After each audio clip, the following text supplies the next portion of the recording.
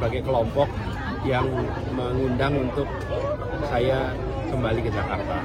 Beberapa kali pemerintahan DKI Jakarta ya, baru selama Pak Anies menjabat kami dimanusiakan.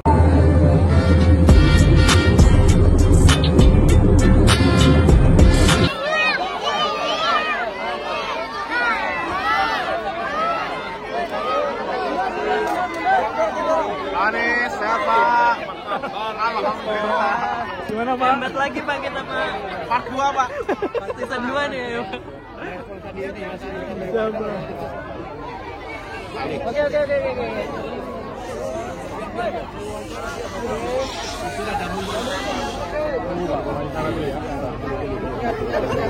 Kasih ruang sedikit. Selamat Pak Anies. Sore hari ini saya memenuhi undangan dari teman-teman jaringan rakyat miskin kota JRMK di Jakarta yang mengadakan halal bihalal silaturahmi. Ini adalah mitra yang kita bekerja bersama selama ini. Jadi senang sekali bisa tersambungkan, bisa silaturahmi. Selama ini juga silaturahminya jalan terus, tapi biasanya dengan pengurus-pengurus, nah sekarang dengan masyarakatnya semua. Nah, terkait dengan aspirasi, saya akan minta Bu Minawati untuk menyampaikan. Silakan. Bu Minawati, silakan Bu. Aspirasinya apa Bu? Kami ingin Pak Anies maju lagi ke DKI Jakarta, DKI 1. Karena apa? Karena kami sudah mengalami apa yang kami rasakan selama 5 tahun. Keberhasilan banyak kampung-kampung kami yang tadinya tidak diakui, sekarang diakui oleh pemerintah. Nah, selepas beliau tidak menjadi gubernur, kampung-kampung kami kayak mati suri. Tapi kami ingin rindu pemimpin seperti Bapak. Jadi inilah yang kami harapkan kepada Bapak untuk meneruskan lagi menjadi DKI 1. Jadi DKI bisa lebih sejahtera. Apakah pertimbangan dan aspirasi ini diterima dengan baik Pak? Oh iya, saya dari salah satu pengurus koperasi Marlina, salah satu anggota JRMK. Kami selama ini kami rasakan beberapa kali pemerintahan DKI Jakarta ya, baru selama Pak Anies menjabat kami dimanusiakan, kami dilibatkan dalam sebuah pengambilan kebijakan lah. Jadi kolaborasi itu betul-betul kami rasakan. Itu penataan jalan, gitu, perencanaan jalan itu betul-betul dilakukan bersama warga. Dan baru itu kami rasakan 5 tahun kemarin. Nah, sekarang kemarin kami juga usung Bapak, kami berharap Bapak duduk di RI 1 agar kebijakannya lebih skupnya nasional. Tapi ternyata kita nggak tahu yang terjadi, sama-sama kita tahulah gitu ya. Nah, ini harapan kami timbul lagi. Oh, coba kami dorong Bapak untuk kembali lagi duduk di DKI supaya masyarakat yang selama ini dimarginalkan, dianggapnya tidak ada, kami kembali dimanusiakan. Karena masih banyak banget warga miskin kota yang tidak dianggap keberadaannya. Banyak contohnya seperti kawan-kawan PBKB. Sekarang nasibnya kita nggak tahu bagaimana. Kita nggak bisa ngadu kemana. Kita nggak punya Bapak istilahnya.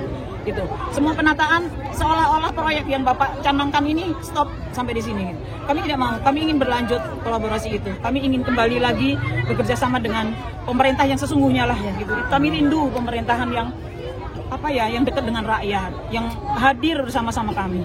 Itu sih. Kalau melihat pemimpinan Pak Heru Budi ini, program Pak Anies ini udah stop ya Bu? Sepertinya seperti itu. Birokrasinya susah kami tembus gitu. Kalau kita dulu setiap bulan kita ada rapat koordinasi dengan Bapak, dengan staf Bapak gitu. Kita ingin ketemu dengan Bapak itu mudah.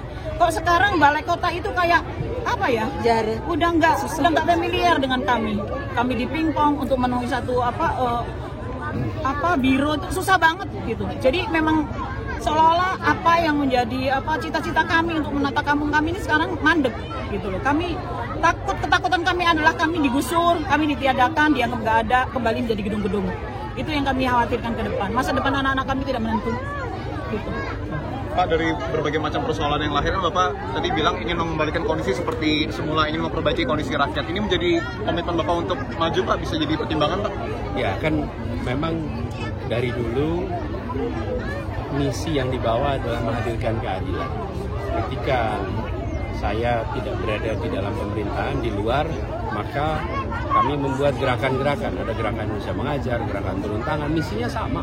Misinya ingin menghadirkan keadilan, membereskan ketimpangan. Nah, kemudian ketika tugas di Jakarta itu dilaksanakan.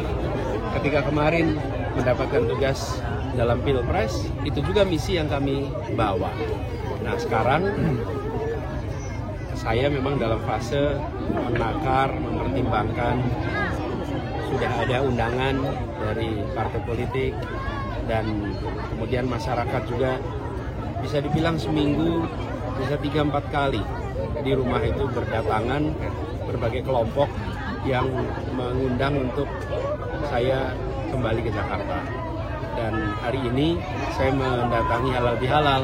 Sebenarnya saya malah tidak aware tentang isi acaranya Bang, Halal Bihalal.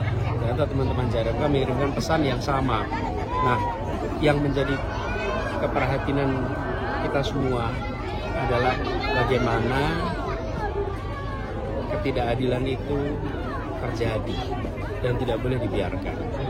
Jangan sampai Jakarta ini menjadi kota yang hanya memfasilitasi yang sudah makmur. Karena yang sekarang makmur dulu datang ke Jakarta juga nggak bawa apa-apa kok. Datang ke Jakarta berusaha. Nah, saya sedang menakar, berdiskusi, berkonsultasi, tukar pikiran dengan berbagai pihak sebelum nanti memutuskan. Undangan partai politik itu politik mana? Partai politik mana aja, Pak? Koalisi perubahan, Pak. Oke. Nasdem mungkin Pak salah satunya Pak yang ada di koalisi perubahan Pak. PKS, PDIP Pak. Pak, tapi kan tim Bapak kan ada yang berencana maju Pak Sudirman Said. Ini sudah ada komunikasi juga Pak. Ada yang di luar koalisi perubahan nggak Pak partainya Pak? Nanti kita tunggu sambil jalan. Biar teman-teman partai aja. Pak kalau kriteria Emang bener Pak Juli mau daftar Pak? Bulan Juli mau daftar kabarnya? Oh ya, dari mana kabar itu? Kabar dari lapangan Pak. Banyak ke lapangan begitu. Isu ini boleh Pak, Anies, soal ini Pak, sebagai Menteri Pendidikan di tahun 2014-2015 Pak, mengenai UKT yang saat ini mahal sampai 200% kenaikannya seperti apa sih Pak? Ini pernah saya sampaikan pada saat kampanye kemarin. Biaya pendidikan tinggi itu memang mahal.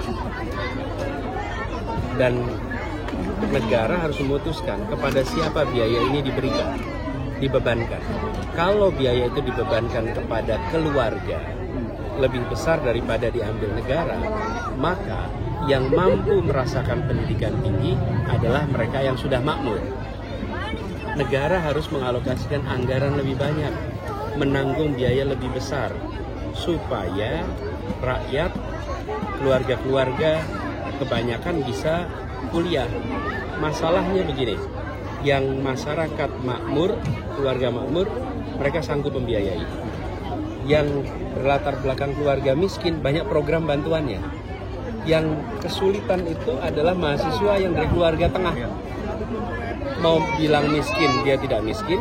Mau bilang makmur, dia belum, keluarganya makmur cukup. Nah, yang tengah ini nggak ada programnya.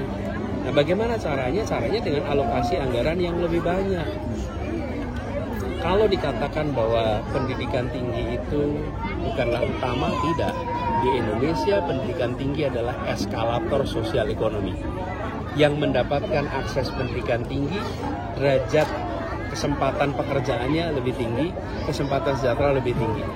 Karena itulah mengapa pendidikan tinggi itu harus dapat alokasi yang lebih banyak, sehingga tidak mengalami situasi seperti sekarang.